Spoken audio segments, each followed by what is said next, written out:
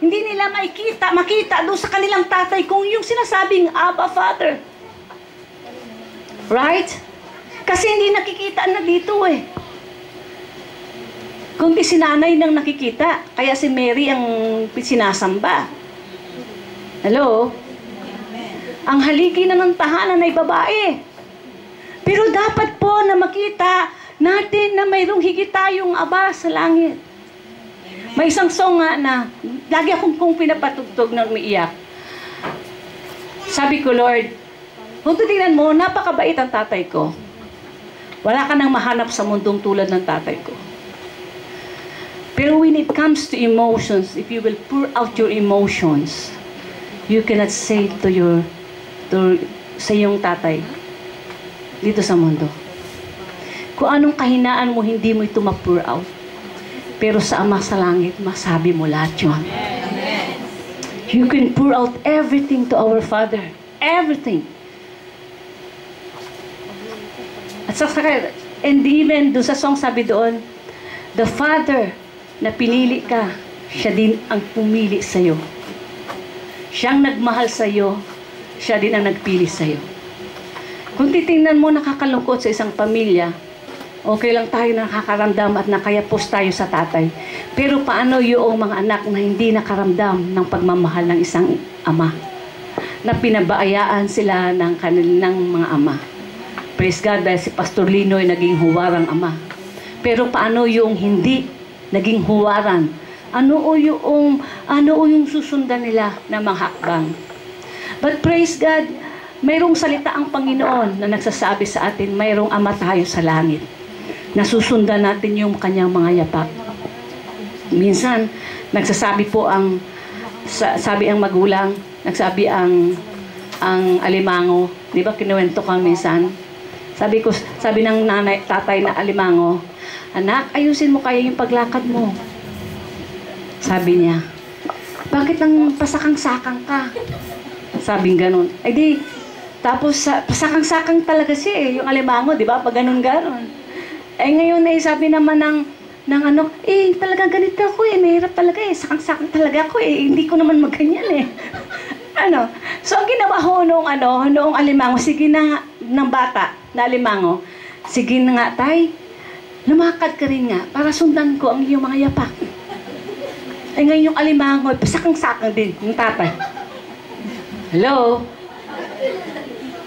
Susundan, pero bakang-bakang din. Pero praise God, may Ama tayo sa langit na hindi pa bakang-bakang. Hello?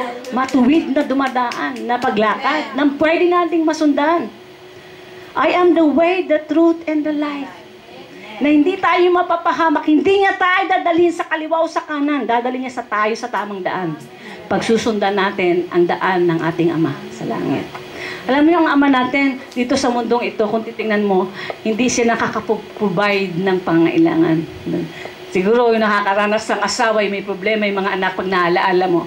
Pero pag tayo po ay nasa desperate, pag tayo po ay sa mga pangangailangan ganito, walang hihigit na nagmamahal sa atin. Ay ang Diyos. Hallelujah. Palakpakan mo natin ang Panginoon. Lord, thank you. Thank you dahil may Diyos kami, Panginoon. Hallelujah. Hallelujah. Hallelujah. At sabi dito, therefore, you are no longer a slave, but a son. And if a son, then an heir of God through Christ. Hallelujah. Purihin po ang Panginoon sa salita ng Diyos ngayong gabi. At tingnan po natin sa Matthew chapter 6. Yung mga pribilehiyo natin, kung tayo ay nasa pangangailangan, ang Ama natin sa langit ay kaya niyang ibibigay ito sa atin. Pero wala na ako sa line as the Spirit na. Hallelujah. Sa Matthew chapter 6,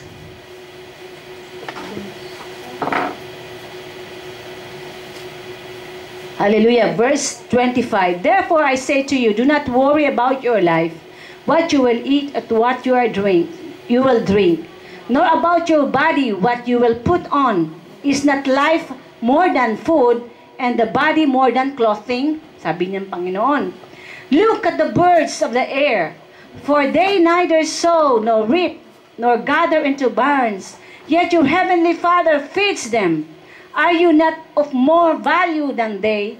Which of you by worrying can add 1 cubit of his stature?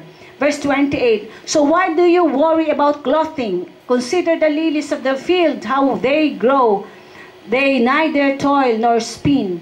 And yet I say to you that even Solomon in all his glory was not arrayed like one of these.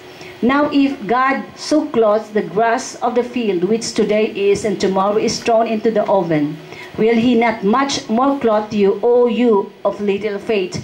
Therefore, do not worry, saying, what shall we eat? Or what shall we drink? Or what shall we wear? For all these things the Gentiles seek. For your heavenly Father knows you need all these things. Alam ng Panginoon yun. Hindi pa man pa natin nasasabi yun, alam ho na ng Diyos yun. Na kailangan mo yun. Kaya wala tayong dahilan na tayo po ay mag-worry sa ating kakainin. Huwag tayo mag-worry about sa pagpapaaral ng mga bata. Paglilingkod lang tayo sa Diyos at pagsunod at pakinig sa salita ng Diyos. I do believe that God will provide all our needs. Kasi sabi diretso sa verse 33, but seek ye first the kingdom of God and His righteousness, and all these things will be added unto us. Amen. Bakit tayo na nagpo-problema? Bakit tayo nagko-konsumisyon? Bakit? Dahil dito, alam natin yung standing natin kay Lord eh. Right? Pag alam natin yung standing natin kay Lord, kung kakakaka tayo, nag-worry ka nga. Pero pag hindi kakakaka sa ating paglilingkod sa Panginoon, I do believe, itong salita ng Panginoon, dahil siya ay Ama natin sa langit, kung sabi nga, kung iibon nga, pinapakain niya, kung ang mga lilis nga ay kanyang pinaparimta na magaganda, nang wala pa nga si Haring Solomon, na sikat na si Haring Solomon that time, mayaman siya, pero pinaparamtan siya. How about you? Sabi mo sa kapatid, anak ka ng Panginoon. Hallelujah. And He demonstrated it. Yun, pinadala niya ang kanyang bugtong na anak na si Jesus, ang Ama sa langit. For God so loved the world that He gave His only begotten Son, that whosoever believeth on Him should not perish but have everlasting life. Praise God. Tayo po ay, habang hindi pa natin nararating everlasting life, tayo po ay binibigyan na ngayon kasi anak ka na ng Panginoon. You're considered now the sons and daughters of the living God. And all the privilege, lahat po ay ating maangkin ito. Kaya sabihin mo sa iyong katabi muli, kapatid, wala kang dapat dahilan na ikaw ay mag-worry. Wala kang dahilan na para ikaw ay mag-worry na kung anong idadamit mo. Hallelujah. Palakpakan ho natin ang Panginoon. Yun po yung dapat mapapangawakan natin na bilang anak ho na tayo ng ating Panginoon. At tayo po ay kabilang ho sa salita ho sa Panginoon ho. Dahil po ang ating Panginoon, kahit ang future natin, hindi natin ito ikaka-worry. Sabi niya sa Jeremiah chapter 29 verse 11, for I know the thought that I think toward you.